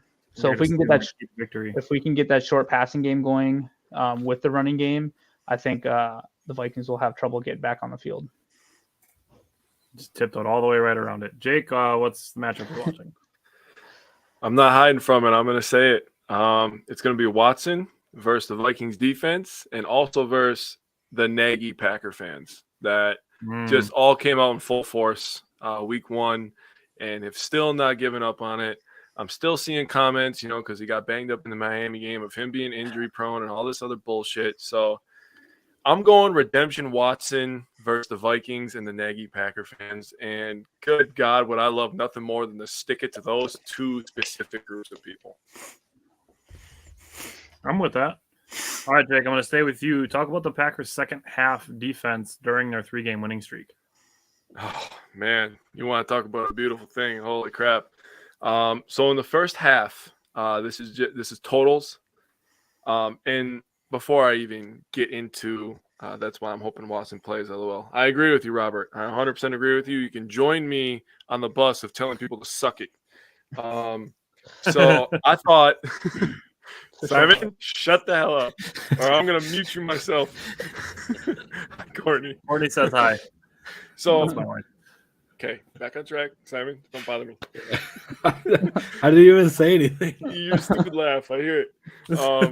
Before we talk about this, I thought this was a great thing to bring up, not just because the Packers are playing well, but because the Vikings have had a really, really great ability to come back and win close games. So this is the second half of this game is going to be something. I'm going to tell you what, it's going to be heartbreak or it's going to be joyous. So it's going to be, we're not getting anything else, and it's going to be a one-score game, and I don't give a shit what anybody says. It's not going to be a double-digit game. It's going to come down to the final possession. So that was really the reason I brought this up. In the first half, during this 3-game win streak, the Packers have given up a total of 42 points, which you're thinking like 6 quarters, 42 points. I mean, that's not horrible. But then you get to the second half, and over the second half, over 6 quarters of this 3-game win streak, they've given up 9 points. That is outstanding. I should have wrote down the amount of turnovers total in the second half, which shame on me. But I can tell you right now that it's at least. We had 3 last game. We had the interception against the Rams, so that's 4. What about one in the second half? Did we intercept? We had 2 interceptions. Yeah, we had 2 interceptions, didn't we? Weren't both interceptions in the second half? So that's at least 6. Fumble. We have a fumble recovery. I want to say it was 8. I'm pretty sure it's 8. I think 8 sounds good. So the Jaron Reed fumble recovery was in the second half. So second quarter. That was second quarter. Oh yeah, you're right. Quarter? All right. So I guess we're at 7. So we'll go 7. So we'll go 7 or 8. Either way, 7 turnovers in just the second half of the last 3 games. Right. That's still a shit ton. If you think about it, we almost have as many forced turnovers in the second half as points given up over the last 3 games. So that's fucking crazy. So you look at it that way. This second half, honestly, our season on the line. They're our bitter rival. They're trying not to let us in the party because they know that we have the ability to knock their ass out. In our house, man. It's going to be something. Yeah. At Lambeau, what better place for it to happen, man? Seriously. So I want to give credit to just one specific guy. If there was like an underrated performer for, the last 5 games or so, like I would throw Justin Hollins in this mix. And I just want to give Justin Hollins for doing things that don't show up in the stat sheet always. Because he's actually done a very good job against Jalen Hurts, Justin Fields, and then just actually getting pressure on quarterbacks and holding contain on guys. That doesn't always show up in the stat sheet because guys will throw the ball away or, they'll get, a 1-yard rush instead of a 10-yard rush. Like that stuff doesn't always show up. So I wanted to give Justin Hollins some credit. And then I wanted to also pair that into Brian Gutekunst. Because I am still seeing people saying dumb shit about the Packers working guys out. This is literally an all-season thing. They're going to constantly replenish the roster and constantly replenish the practice squad. Every team is doing this. Stop saying dumb shit like, oh, that'll win them a Super Bowl. Dude, every single team is going to replace players on their scout squad, replace players on their practice squad, release and pick up players throughout the entire season. Are people already forgetting about Rasul Douglas last year? Yep. Or Campbell. Or really, but they'll turn to Jalen Smith and say he didn't work, or Abrams this year and say, "Oh, look, it doesn't work." Anything to fit the narrative. Okay, so even let me say this: even if you're just getting guys who are going to help like simulate what you're going against, like even if they just brought in Bo Melton to simulate the Vikings return man, who is second to Keyshawn Nixon in returning yards. The Vikings have the second highest return man in special teams. They could be bringing in Bo Melton just to simulate that for the special teams. Just throwing that out there as a potential thing. But Simon, talk to me about Devontae Wyatt. Yeah, so Dean Lowry got sent to season-ending IR. I know a lot of Packer fans are really sad about that. Partly sarcasm, but I also feel bad. I mean, he's been a good Packer. It's not his fault that they made him be this number 2 defensive lineman for so long. I mean, 101 consecutive games, 6.5 sacks last year. I mean, I feel bad. I mean, I like Dean Lowry as like a person or whatever.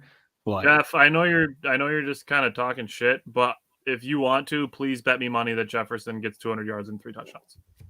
Okay, cool. But so with that happening, we're going to see an increase in usage of Devontae Wyatt. And we've said this, I feel like we've said this like 4 weeks in a row. Every time you put him on the field, something happens. In limited snaps, I think he had 24 snaps last game. Yep. He had 2 pressures. They both kind of came on the same drive. But you always kind of see him around, or he always makes a solid move. I think going forward, he's gonna be a key piece if we make a run at the playoffs for the defense. And I'm ready to see more of him. Right, your brother said Lowry makes great all season. Yeah, he's just being Chris. That's it. What did he say? He said Lowry makes great all season. So I mean, I like Lowry's on my. I love too, not the time, Chris. God damn it! I hate. Okay, so I'm gonna go on a mini rant here. I hate seeing people blame the refs before the game even fucking starts. Yeah, that shit is ridiculous. This narrative that the Packers get all the calls has been so increasingly frustrating. Jeff wasn't here. Say Jeff. Sorry, but it's just it's so stupid. It's like Viking fans are already using the ref excuse before the game even starts. He didn't see our players getting destroyed. He wasn't here for your segment, Jake. So yeah, it's just so stupid. If you blame the refs for a game winning or losing, you're a loser. You're a fucking loser. I don't care. And it's something that I hate complaining about because honestly, unless it's something that is super blatant on the game deciding play, I do believe that there are always things that you could have done better to negate that absolutely from being something to decide. It's like man, there's plenty of examples of games where you can say the ref had a hand in it, but at the end of the day, it's on your team to win or lose. Games. If it's something like being 4 for 12 on third downs or stuff like that. There's always something that you could have done. There's only a few blatant examples lately that like the Saints and Rams game, or even Washington and who were they playing a couple weeks ago? Giants, where guy hugged him in the end zone. Even the NFL, one of the few times the NFL will come out and say, yeah, they missed the call. Yeah, I don't know. Or what they did, what they did to Scary Terry about telling them that he was good, and then they threw the flag on him, stuff like that. So, but other than that, even we seen that there was 4 missed calls, but to be honest, there was a couple times that Douglas and stuff got a little handsy and they let it go too. So as long as they're calling it fairly, but when it's a blatant one, they push Lazard in the back, that needs to be called. Right. So yeah. All right, Brian, talk about Joe Barry. They need to fire him. I'm just kidding. Just throw a whole. This is one of those scenarios where it's it's okay to adjust your opinion based on new evidence. Yeah. So Jake talked about it. Defense has given up an average of 3 points over the second half over the past 3 games, and it's been the 11th best on the whole season, averaging 9.7. That's showing that they're the better second half defense, and they make adjustments. He does catch. You've heard me talk about it many a times. Joe Barry catches a lot of flack for the zone we play. We came in saying that it needed to happen this game. Granted, we didn't think Hill and Waddle were going to go for 240 or whatever. And it has cost us in the past, especially on the third and longs and where we play soft. But this game we adjusted, shut them off in the second half. I want to give them credit because we switched to the nickel defense midway through the game. And then which basically just put an extra defensive back. And I think that helped clog up the zones more. And then we put Savage at safety. So for him to make that change, and the funny part is we talked about this, right? We talked about, I wonder if we'll see Savage more because his speed can help against these guys. And lo and behold, he gets in and everyone's like, the best thing about Savage's game is we didn't really hear about him all game. The fact that we didn't hear his name is a good thing, right? So if he can play like that and just help us the rest of the season, I don't know if they're going to split the snaps. It'll be interesting to see what they do between Ford and Savage going forward. But just the fact that they went to nickel, stayed in that, I think it helped clog the zone more. And all 3 of the interceptions in the second half were from zone plays. So, and that's what I really like to see. You already talked about this on the Savage snap specifically. If Nixon is going to be only used partially in this game, or he's going to be on a snap count, that's where I think you would see the Savage increase is using him as that other corner. And we even got Enes Gaines on the field. So, like you talked about, Rasul Douglas played that zone perfectly. Jair, he's seen Tyreek Hill's speed. He backed up. Tua made a bad throw. And then Andre Campbell read that zone perfectly. So where we give him a lot of crap, and I do still think we need to play aggressive on 3rd and longs, especially like we'll talk. Did I write it? Maybe in my key to victory or something. But for this game, I'll just say it now. If we're gonna play, if we get him in 3rd and long, 3rd and 7, 3rd and 6, that's where I do think we need to jam Justin Jefferson and pressure up the middle, because if we can put pressure on the middle and take away Cousins' quick outlet, he's going to struggle some. So in the situations where it's 3rd and long, I do want to see Jair right up with Justin Jefferson, because I think they'll try to get rid of the ball quickly with some help on the back end from safety. So, but I'll just say, like, our second half defense has been a really good last half of the season, especially last 3 games. So keep it up, and I think we'll be all right. Simon, what's the matchup you're watching on defense? So I mean, Brian pretty much stole fucking everything I was gonna say, but I mean, it's got to be our secondary versus their pass catchers. Yep. I mean, with the addition of Hawkinson, they're loaded. I mean, I like Adam Thielen. Justin Jefferson's an elite talent, one of the best in the league. Hawkinson has been pretty good since he's gotten there. And who the hell's Zaire? We ain't watching basketball, Jeff. And KJ Osborne had a few really good games this year, so it'll be interesting to see what Joe Barry comes up with to stop these guys. I mean, and then Dalvin Cook's no slouch out of the backfield either. True. Yes, Robert, that is mine. So, like Robert just said, well, I was going to key off of Robert talking about the interior O-line. I kind of talked about earlier in the game. So for me, it's, Clark, Reed, and Wyatt versus Ingram, who has been meh kind of, and then Cleveland, who's been pretty good, and then the Schlotman or whatever, their backup center, who's been not all that great, is pro PFF, grade is 48.6. So the interior of our line can get immediate pressure up front and slow down the run and pressure Cousins. I think he'll make some mistakes, take a sack, or throw it away kind of quickly. I think this is, like I said, I want to see Jaw and JJ's face on, the back and help on the back end. So take away that quick outlet on Cousins. So mine is our interior line versus their interior line. All right, Jake, what matchup are you watching on defense? I'm watching the Packers from 4, so including Preston Smith and either Enigbare or Hollins, whoever is over there at that time, versus the Vikings offensive line. Bryn wouldn't let me watch there. Yeah, sorry to hear that, man. We had a great episode. Commenting earlier, why couldn't you? She calls the shots over there. Apparently, wears the pants. I guess. Got to kick her to the curb.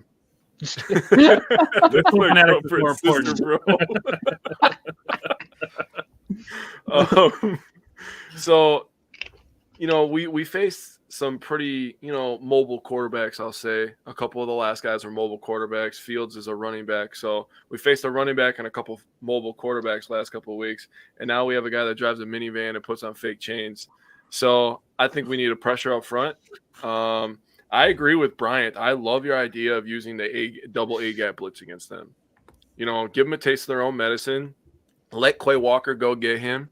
And let's just make Kirk uncomfortable. I think if you can bottle up Dalvin Cook and you can make Kirk uncomfortable and take away some of those quick outlet passes, and I actually think that the quick outlet guy is either going to be Hawkinson or Thielen. He looks for Thielen a lot in those kind of emergency situations. Hawkinson will be a key this game for sure.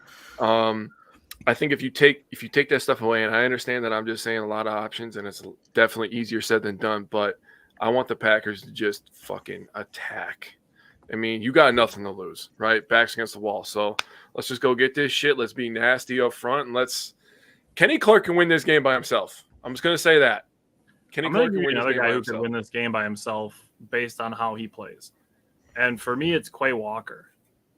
Because we were talking about TJ Hawkinson, and like you mentioned Dalvin Cook a couple times. Quay Walker can end up having to cover both of them in different scenarios. Mm-hmm. So if Quay Walker can have his best game of the season and make a statement against two guys who have very different skill sets, obviously, as a running back and a tight end, that's why we drafted Quay Walker, was to be able to use him in multiple ways. So if, this is the game, we need Quay to have his best game of the season, in my opinion. And it could totally wreck the Vikings game plan. Because it's no secret that Justin Jefferson is going to command a shit ton of attention. It's not, it's not surprising to hear some of us say that we're watching Justin Jefferson because he's great. But you're looking at the other guys that the Vikings are going to go to, like the Hawkinsons, the Thielens, the Cooks. Quay Walker is going to be the guy that's kind of patrolling all of that, like Devondre Campbell as well. But I'm really looking at Quay Walker because he's a rookie. He's got the tools. I want to see him prove it in a game where the pressure is on. So we talked about offense, talk about defense. Simon wanted to talk about special teams. Yeah, the special team coverage has been pretty damn impressive lately, honestly, especially on kickoff returns. And the Vikings are currently 4th in kick return average at 25.1, and they have a touchdown on the year. Really good returner. Yeah, and he's been really good for them this year. So at the kickoff, the starting spots for Miami were 20, 16, 25, 25, 18, and 28. So one passed if they just took a touchback. That's impressive for something that's been a problem for the last decade.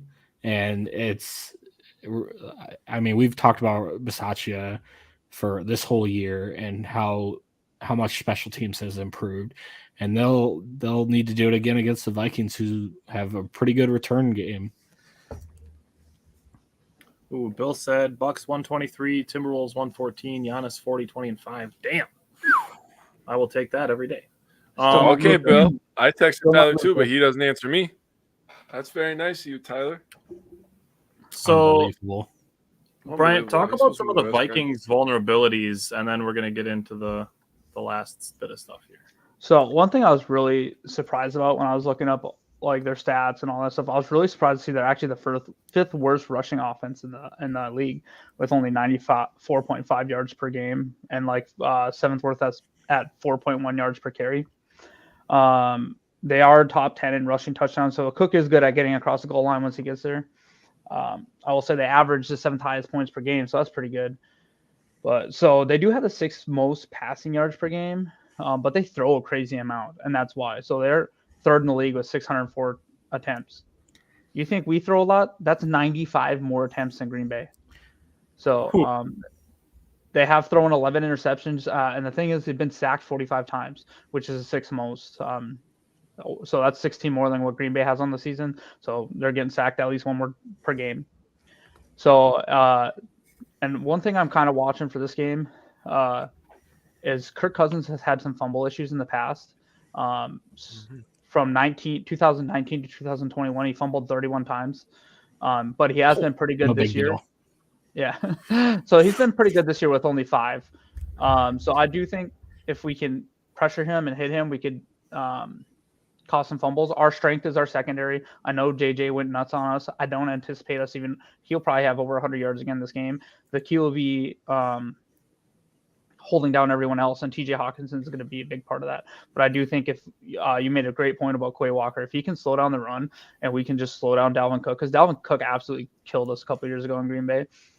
If we can slow that down and they can't get a running game going, and we're able to stop that with the interior line against their more weak interior line, I think that could be huge. So they will turn the ball over, even though they do have a positive turnover ratio, but they do give up a lot of sacks.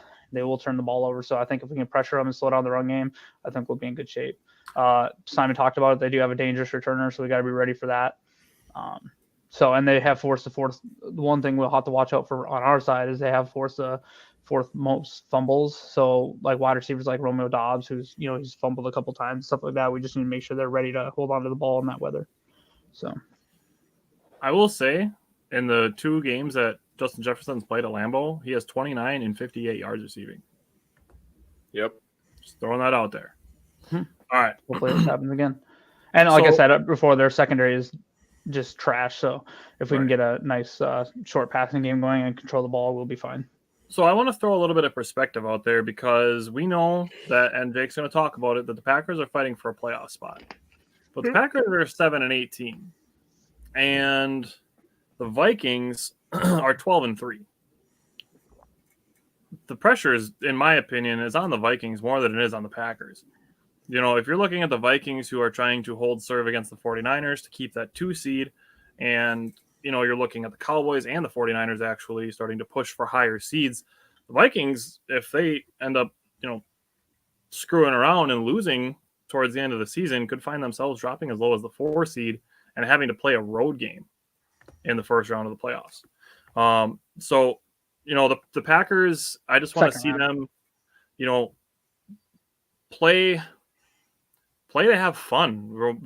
Jake talked about it last week. The Packers having more fun, and just playing without feeling like you need to be rigid because we can't screw up. Like just keep doing what you've been doing. So I wanted to bring that up. So Jake, hit me with the playoff scenarios. So this is what I read. Don't kill me. This is what I read today. So with a win and a Lions win and a Commanders loss, the Lions-Packers game will be a win and you're in situation, which Tyler and I will be at. So that's exactly what I'm pulling for. I'm not going to lie to you. With a loss and a Lions win or Commanders win, the Packers will be eliminated, sadly. So we absolutely cannot lose. We have to win. And if we lose, both those teams have to lose. Then with a win and both loss, our playoff odds go from 37% to 71%. That is a massive jump. So all I'm going to say is let's just go win this damn game. This is the time. I'm getting real 2010 vibes. I'm not going to lie to you. I didn't want to say it, but I'm getting real 2010 vibes. We played a Giants team the second last week of the season. We played another division opponent, except it was the Bears back then, in an ugly game. I think the Packers and Lions game has the potential to be ugly. So I'm just going to say, let's win. Let's just earn it. A couple other things I want to highlight there real quick, too. Is that okay? Yeah, so I think it's going to be interesting to see because I wanted to ask you guys a question. If you're the Dallas Cowboys, do you want to see, and it comes down to week 18, right? Do you want to see Aaron Rodgers in the playoffs or do you want the Commanders in the playoffs? Well, you'd want to see the Commanders, right? Yeah. So what I'm hoping for is that the Browns can help us out this week and they just get it done because it's going to be very interesting to see what the Cowboys do now. If the Saints can pull off an upset against the backup of the Eagles, the Cowboys have to play their starters next year. Our week. So one of the games we really need to be watching and pulling for is the Saints to pull off an upset of the Eagles because that means both those teams are playing next week for something. Right. And that no way that at that point the Cowboys rest their starters against Commanders because we've been the Cowboys boogeyman in the playoffs how many years in a row? I could guarantee, no offense to Commanders fans, my cousin's a Commander fan. The Cowboys aren't scared of a team that can't even figure out who the quarterback is with 2 weeks to go in the season. They're not scared of them. The Cowboys are still playing for seeding though too, so they can move all the way up from 2 to 4. So if the Eagles win, it's game. It's not. They're stuck at the 5th seed. Yeah, but they can still get the 2 seed. They can still have home field advantage against. No, you can't. You don't get the division winner. As high as 4, I think. Yeah. They automatically have the 5th seed. Yeah. So if if the Eagles win this week, and the Washington win this week. The only reason we would have hope for Cowboys playing really is for one to get they haven't been playing well, so maybe they want to play their starters. 2, they're like, no, screw the fact that the Packers might make the playoffs. We don't want to let a division rival in. Or 3, Ben DiNucci plays well. That's who the backup is, right? DiNucci. He had Cooper Rush, or is he hurt? Cooper Rush, my bad. So so hopefully he plays well. So Robert Wentz is starting. So just cheer for the Browns this week. And the Browns defense, that could be a type of game that ends like 13-10 because of the defenses. And Carson Wentz throws a costly interception to end the game, and the Browns win, and we control our own destiny. His 4th interception of the game. Because the Packers could control their own destiny by the time the Minnesota game kicks off. Yeah. And I would like to see the Lions lose, to be honest, rather than have nothing to play for the next week. But I think it would. I don't know. It's going to be my step on his first game. It's going to be my Simpsons first game. I want them to feel that atmosphere. Either way they're playing, they're going to play as hard as they can. Because the Lions would want to spoil it for us because they're in the division. But so a sneaky big game for us is the Saints and Eagles game. Unfortunately, it's in Philly. All right, Jake, what's the weather going to be like? All right. So actually a very, very nice day. I'll say this. So start of the game, 34 degrees. Winds west at 8 miles per hour. The start of the second half, it's 30 degrees. The real feel will be 25. Winds are going to be west-southwest at 7 miles per hour. So very mild. No excuses. Let's go win a football game. I just wanted to cool off a tiny bit so we get turtleneck Rogers. I don't know if he'll be turtleneck. He'll probably still be turtleneck Rogers. It's going to be cold. It'll be cold in the second half. It's going to be dark. Right, once the sun goes down, yeah. Bring back hoodie James Jones. Dude, hoodie James Jones scores Romeo Dobbs come out in a hoodie. His balls the fuck out. All right, Bryant. How many Simon Says do you have this week? Just 2. You limited me. Good. You made me. Make sure you're following instructions. Dude, just get fired. Fuck it. Yeah. Simon's been fired 86 times already. I want to tell me how many Simon Says I have. I mean, I'll just make them up off the top of my head. I bet you could. Maybe someday when we're all doing this for a living, you can have your own segment. This is just Bryant makes 37 bold predictions today. Simon says no to 36 of them. Okay, so my first one is that Kingsley Enagbare gets a strip sack fumble that we actually recover. Yeah, I'm for it. I'm in. Okay. Okay. All right. You want me to go? I was gonna have Bryant just do both right away. Okay. So my second one is AJ Dillon and Aaron Jones each go for 80 plus all-purpose yards and a touchdown. I think we win if that happens. I'll say that. Yeah, I think we win if that happens too. That kind of ties into mine. I'm in. Fuck it. I don't think that's out of the realm of possibility. We've seen some pretty prolific rushing attacks from Green Bay. I think 80 all-purpose is totally within reason. I think Chris said he's not down for the strip sack. Well, wait, Chris Barstead? Yes. I hope he has 4 strip sacks. So the yardage ties into mine. I said for mine that the Packers have 400 total yards of offense.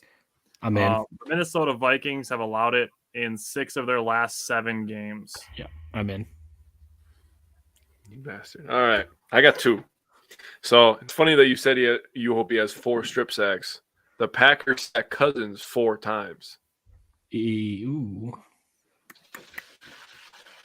Yes. I think that's possible. Can I be honest about this? Yes. I don't think that happens. Even though I do think the Packers will get a lot of pressure on Kirk Cousins, he's really a guy that doesn't take a lot of sacks. I could see him throwing the ball away a shit ton, but I don't think the Packers are just going to have like a big sack. He's taking 45 sacks on the year, though. That's Jake's average year. One thing I give Kirk Cousins credit for is he gets rid of the ball. Yeah. So does Watson get his redemption? And by that, does he catch a long bomb touchdown? Yeah, I'm good. Yes. You missed it. Brian said Kirk Cousins has 45 sacks on the year, just as many as Jake. You fucker. Oh my god. You fucker. All right. I'm focused over here. You take advantage of a man while he's down. Oh, man. I'm not going to go off of what you just said there. All right. Simon, do you have anything you want to throw out there? Nah, you guys pretty much went around what I was going to go with. All right. Give me your score prediction from the head. Okay. I think this will be pretty high scoring. I got Packers 31, Vikings 27. Ooh, it's close to mine. Bryant, what about you from the head? You guys are going to hate me for this one. And it was because I reserve the right to change it if Watson is a go. But we've had our years where we just find a way to win these one-score games, and that's just been the Vikings this year. So I had my head from the prediction, Vikings 28, Packers 27. Oof. Chris said 28-24 Minnesota. Jake, what's your score prediction from the head? I have the Green Bay Packers winning 28-23. Ooh, we're all pretty close. I have 30-24. All right, Simon, give me your score prediction from the heart. Yeah, mine's not that much different. I think I got 30-24. Oh, so I had to my head. Bryant, go ahead. Packers 28, Vikings 20. All right, Jake. So, little quick stat for you. The Vikings have given up 34 times, and I'm banking on this being the 5th time.